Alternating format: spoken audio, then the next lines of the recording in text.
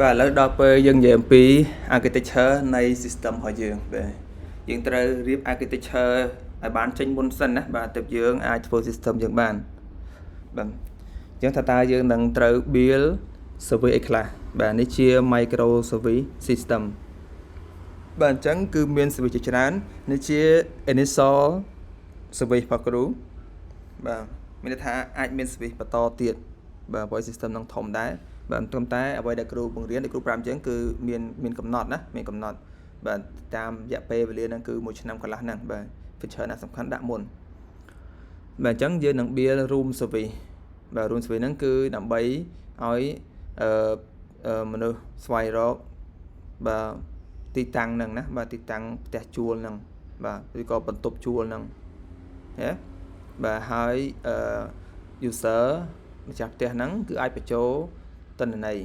បាទផ្ទះគាត់បានណាគាត់អាចបញ្ចូលម្ដងមួយឬក៏ upload បាទ upload ទាំងអស់តាមរយៈ Excel file CSV file ទៀតទៅបាទហើយយើងនឹងមានជា authentication service បាទយើងប្រើ key clock បាទដែលជា implementation នៃ OAuth 2បាទ centralized security របស់យើងណាបាទយើងមាន service ជាច្រើនបាទយើងអត់ដាក់ security គ្រប់ service ទេយើងប្រើ central តែមួយមកគ្រប់គ្រងណាបាទអានេះគ្រូបាត់បាត់ gateway មួយណាបាទគ្រូចិត្តតែភ្លេចបាទ gateway មួយណាបាទសារយើងមាន service ច្រើនបាទ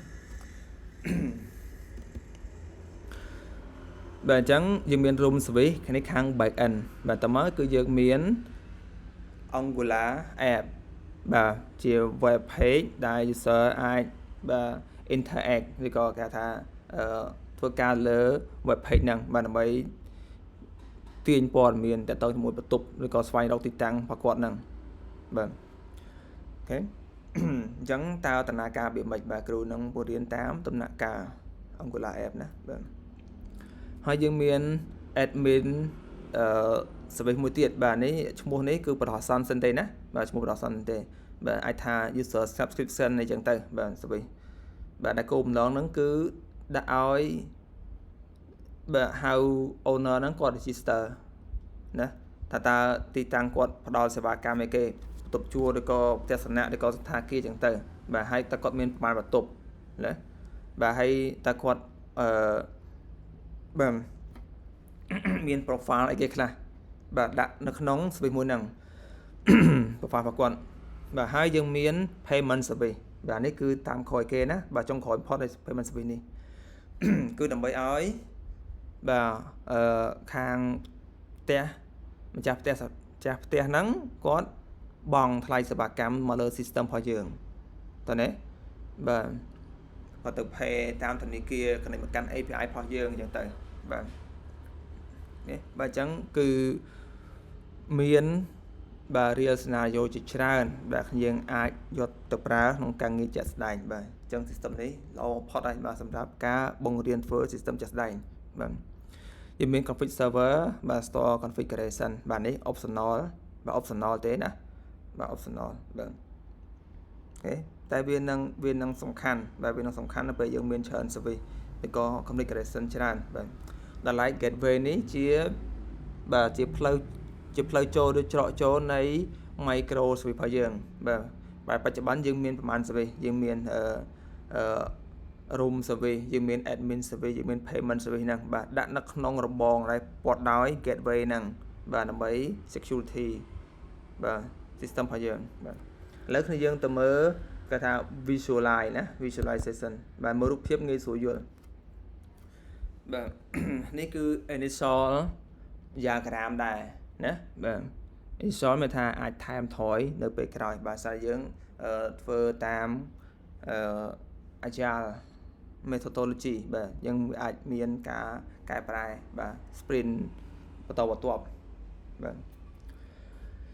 អូខេអញ្ចឹងបច្ចុប្បន្ននេះគឺនេះជា plan បាទយើងមាន Angular app ដើម្បីឲ្យ client ដើម្បីឲ្យ user ទូទៅស្វែងរកបន្ទប់ជួលណាបន្ទប់ជួលបាទនេះគឺ web page មួយទៀតបាទសម្រាប់ឲ្យគេ register ណា register ចូល website យើងចូលប្រើប្រាស់ចូលឈ្មោះប្រើប្រាស់បាទ ម្ចាស់ទីតាំងណាម្ចាស់ទីតាំងសាគារទស្សនៈអញ្ចឹងទៅបាទអញ្ចឹងមកឆ្លងកាត់ gateway បាទហើយតំបន់ពណ៌លឿងនេះជា micro របស់យើងដែលមានservice ជាច្រើនបាទ gateway ឆ្លងកាត់ gateway សិនណាបាទមុននឹងអាចចូល internet របស់យើងបានអត់អាច direct ទេបាទឆ្លងកាត់ gateway បាទអញ្ចឹង gateway ហ្នឹងយើងដាក់ security មួយផ្លឹបនៅក្នុងហ្នឹងណាយើងប្រើ OAuth 2បាទអូខេគូអន្តិឆមិញបាត់ address service មួយណាបាទគ្រូសេមិនអញ្ចឹងនេះអត់មាន address service ក្នុងហ្នឹងទេបាទអញ្ចឹងគឺយើងនឹងមាន address service មួយទៀតភាសាតែយើងចង់ធ្វើឲ្យវា flexible